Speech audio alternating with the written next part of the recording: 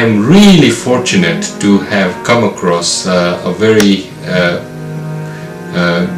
somebody who is a real admirer of our work, and she is an eminent lecturer at the University of Leicester, Dr Viv Golding, who is a lecturer in museum studies, which is one of the most prestigious departments in museum studies anywhere in the world. And she's a brilliant scholar. In fact, she's just published a book called Learning at the Museum Frontiers. And she has taken an interest in the work of diverse ethics, and she was one of the very first persons to really like the concept of the Masala and support it wholeheartedly. And in fact, she has not only given us her moral support, she's actually given us tremendous warmth and hospitality during our stay in Leicester. We are actually staying at her own home. And also she has organized a lecture for us at the university, so introduced our thinking to all her colleagues and research students, and she has introduced us to other people within the university. I mean, she has literally opened all the doors. Now, Vivian, why? Why are you doing this? What is your agenda? Well, I think that I've long had a passion for diversity. My own heritage, I say that I pass as white, but my own heritage, I have two Irish grandmothers. I have a father who had a Jewish father, and my mother's father was a gypsy. So my own heritage is mixed. As a small child, I suffered some racism, but since then it's evaporated a little, quite considerably, I guess.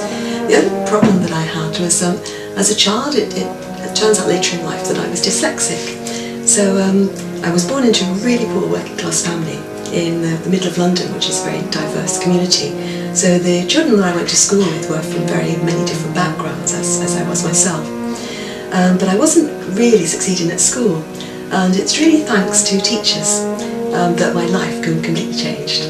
Teachers would keep me behind after school and say, oh, it's really interesting, will you do this, will you do a little more on that, and will you read out your working class?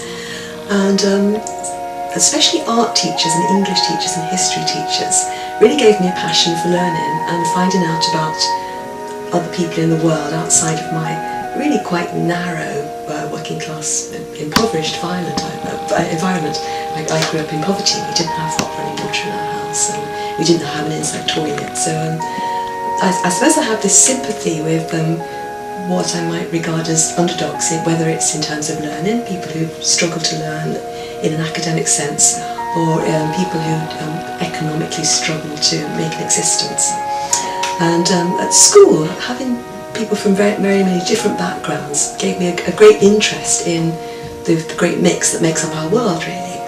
But in London, I must admit that I didn't really know any Muslim people. I didn't know any Jains at all. Most of my friends were of African Caribbean communities, and I didn't have any religion in my family either, but I suppose I had politics. So perhaps my own religion is politics, really. My politics are left of centre. And it was thanks to meeting you, I must thank one of our students who's really bright Muslim young student who we had last year called Shabina Ainit, who came to the lecture yesterday. And she actually said, Viv, do you know the work of Atul Shah? This wonderful, wonderful book, which she actually gave me a copy of.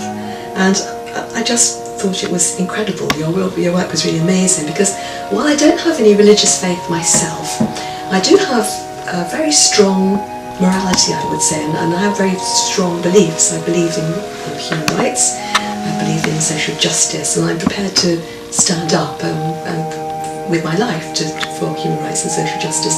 Last month we had the English Defence League who came to Leicester, and it reminded me of being in London in the 1970s when the British National Party came to Lewisham, where I was living then.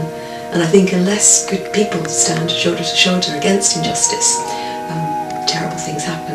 Nazis can take over the world. So I have a slightly different take from yourself on how we should act in the world, how we should live the good life. But I think that there are points of contact between us. And so the things that I absolutely love about your website are the Jain idea of many-sidedness, I think that's a very beautiful idea, that we don't have just one view, although I want to say racism everywhere and always is wrong. Whether you're in Egypt or in America, racism is wrong. But, and I want to say that women should have equal rights. Women shouldn't be subject to female circumcision. But I wouldn't make those statements against other cultures on my own. I think that it's important that we respect different cultures and the different ways that they live their lives. But at the same time, we need to understand what our own values are, and we need to work from our own values. So, for example, the example of female circumcision, or putting gay men into prison. I think that working together with people in different cultural groups, that because one cultural group isn't a homogeneous thing.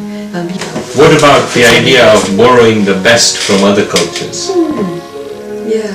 Do you think that we are living in an era where this opportunity is very real and very accessible, but the only barrier is that our minds are closed, you know, that if we were to open our minds and not feel threatened by difference and actually see good in others and be willing to borrow good ideas wherever they may come from, then we would be better people. I think that histories prevent us from doing that. I think that histories of colonialism and imperialism they have this legacy in the present day. They have this persistence that stays with us. And so I think that it's one of the philosophers that I like, and I write about in my book, is George Gadamer, and he has this idea that we just enter into a dialogue with each other. And we look at our prejudices, and we look at our traditions, and we see our horizons touch, and we work in this fusion of horizons, this wonderful open space where we come to an understanding of another person or a piece of art or another culture. But it isn't so easy to enter this dialogue. I mean, some people who have a very impoverished background or have experienced racism or haven't done well at school don't find it so easy to just open their minds and enter this open dialogue. So I think we, certainly as museum people and as academics, there's a lot of work that we need to do to enable people to enter the dialogue, because yes, ideally, if we can open people's minds to learning and to understanding and respecting each other, we can grow as a nation, and I'm sure that our economy would grow as well. But I think that that's a really difficult job. And that I think it's a job that you're taking on board with the Masala tour, by actually going out with your mind and your body into the world and meeting many different groups of people coming out of your wonderful Jain community to make contact with other people. I think that's we are very grateful for your support and encouragement, and clearly museums are at the center of this bridge building enterprise. They have a tremendous responsibility to play an active role in building these bridges. Cultures by nature are complex. The older they are, the more complex they are. They need to be simplified, they need to be demystified, they need to be made accessible through imaginative ways. And the work that you are doing and your department is doing is tremendous, and we're very grateful for all that in helping build this bridge. And you know, Britain has got some of the best museums in the world, so long may your good work continue. And the same to you, Atom. Very best.